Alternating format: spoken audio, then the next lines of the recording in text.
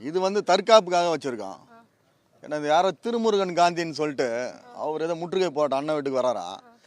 அதனால் நாங்கள் நைட்டு 8 மணிலேருந்து இங்கே இருக்கிறோம்.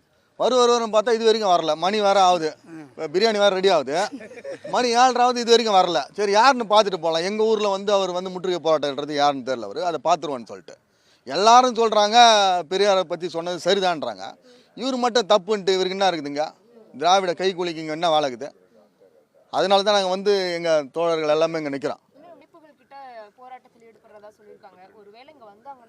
நீங்கள் என்ன நினைக்கிறீங்க? 30 அமைப்புலேருந்து எவ்வளோ 3000 பேர் வராங்கங்களா இல்லை 3 பேர் வருவாங்கன்னு நினைக்கிறேன். எனக்கு தெரிஞ்சு 3 பேர் தான் வருவாங்கன்னு நினைக்கிறேன்.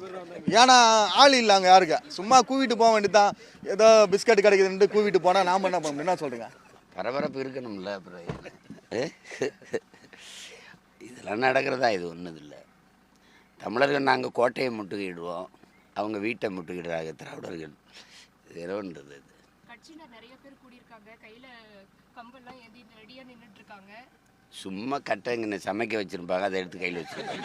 இல்லை கட்டையில் வச்சு அடிக்கிற அளவுக்கு அவங்க பெரிய ஆளுலாம் என்ன? அப்படிலாம் ஒன்றும் இல்லை.